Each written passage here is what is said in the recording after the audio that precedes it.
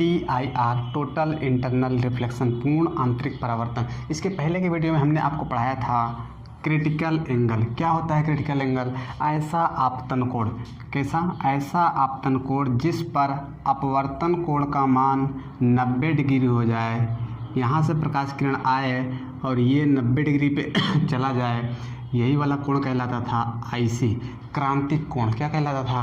क्रांतिक कोण। इसके पहले के वीडियो में ये टॉपिक पढ़ चुके हैं। अब इसके आगे देखते हैं। देखिए क्रांतिक कोण यहाँ पर है, क्रांतिक कोण ये है, ये एक प्रकार का आपतन कोण होता है। ऐसा आपतन कोण होता है जिस पर अपवर्तन कोण का मान कितना हो? 90 डिग्री।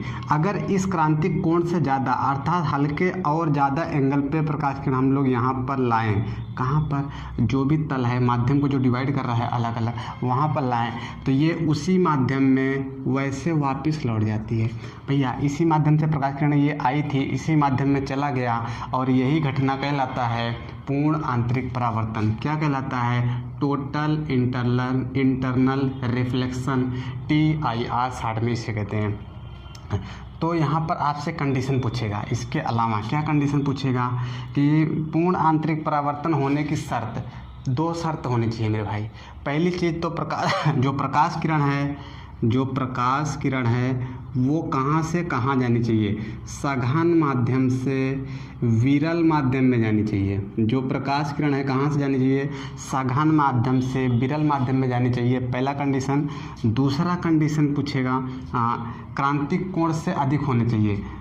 पूर्ण आंतरिक परावर्तन होने के लिए आपतन कोण का मान क्रांतिक कोण से बड़ा होना चाहिए। तो क्रिटिकल एंगल से ग्रेटर देन होना चाहिए। कब? किस घटना के लिए? TIR के लिए, पूर्ण आंतरिक परावर्तन के लिए। कब? आपतन कोण जो भी यहाँ पर रहेगा किससे बड़ा होगा? IC से, क्रिटिकल एंगल से। ये हो गया। इसके अलावा कुछ डाटाबेस क्वेश्चन पूछता है, डाटाबेस सीधे क्वेश्चनों पूछता है, बहुते पूछा है एग्जाम में। देखिए सबसे पहले आपसे पूछेगा किस पदार्थ का अपवर्तनांक सबसे ज़्यादा होता है? तो आप मारोगे डायमंड। क्या मारोगे मेरे भाई? डायमंड। ये होता है 2.42। क्या होता है? अपवर्तनांक। इसके लिए क्रिटिकल एंगल भी याद कर लिए, कई बार पूछता है डायमंड के लिए क्रिटिकल एंगल यानी कि क्रांतिक कोण कितना होता है? तो आप याद रखिएगा 24.41 डिग्री। कितना?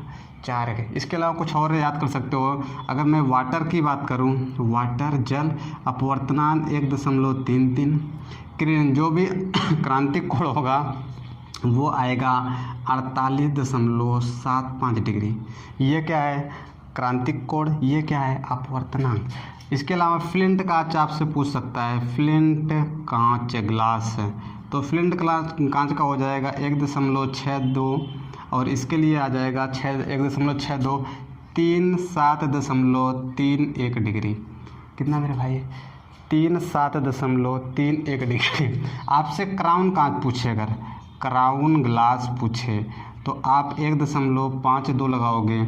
ये क्या है? अपवर्तनांक है और ये क्या है? क्रिटिकल एंगल है, तो ये आ जाएगा 42.41 डिग्री।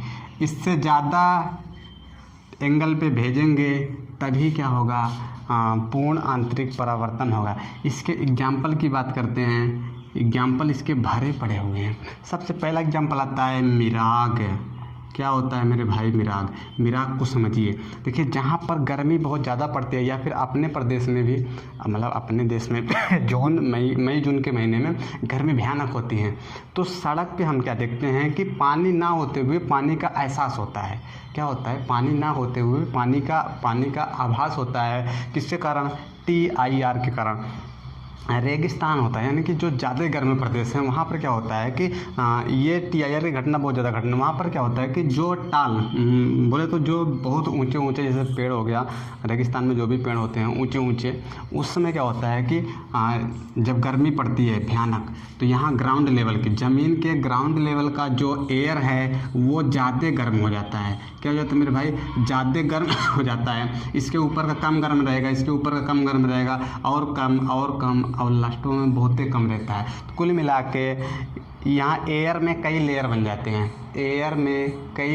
जाते हैं। किसकी वजह से? टेम्परेचर की वजह से। यहाँ की हवा ज़्यादा गर्म है, इधर कम है, तो ऊपर से नीचे की तरफ जो अपवर्तनांक है किसका, हवा का, वो घटने लगता है। क्या होता है, घटने लगता है, जिसके कारण एयर में ही क्या बन जाता है, TIR, अर्थात जो भी यहाँ पेड़ रहेगा उसका इमेज नीचे बनने लगता है, जैसे वाटर इमेज में बनता है, जैसे पानी में ना प्रतिबिंब बनता है वैसे बनने लगता है, पानी ना होते हुए भी। यही होता है मिराग। ये घटना कहाँ देखी जाती है, गर्म प्रदेशों में, याद रखिएगा, मिराग गर्म प्रदेशों में देखा जाता है। इसके अलावा लूमिंग एक होता है। क्या होता है, लूमिंग, ये भी यही घटना है। जैसे ये घटना हुआ, इसका जस्ट उल्टा कहाँ होता है, ये ठंडे प्रदेशों में होता है। ठंडे प्रदेश से ये ज़मीन के नीचे आपको नज़र आएगा, पानी में मतलब कि वाटर इमेज बनेगा, वैसे इसमें ऊपर साइड बनेगा, कहाँ, हवा में बन जाएगा। जैसे जहाँ ठंडे प्रदेशों में जो नाव जहाज वगैरह है उसका इमेज हवा में बन जाएगा, वो कहलाता है लूमिंग। इसके अलावा अगर कोई परख नली पानी में है तो वो चमकती है, किस कारण, TIR के कारण। टूटे फूटे कांच होते हैं, छोटे छोटे कांच के जो टुकड़े होते हैं चमकते हैं, किस कारण, TIR के कारण। TIR का ही यूज होता है ऑप्टिकल फाइबर में। कहाँ मेरे भाई, ऑप्टिकल फाइबर होता है। इसमें क्या होता है, एक केबल होता है, केबल को बाहर से कवरिंग वगैरह कर दिया जाता है और इसके अंदर जो केबल होता है उसमें लाइट भेजी जाती है, यानी कि ऊर्जा भेजी जाती है। किस सिद्धांत पे, TIR के सिद्धांत पे, ऐसे ऐसे ऐसे करके जाएगा। यहाँ पर लॉसेस बहुत कम होते हैं। TIR की घटना पर आधारित है ऑप्टिकल फाइबर, याद रखिएगा, कई बार पूछा है। इसके अलावा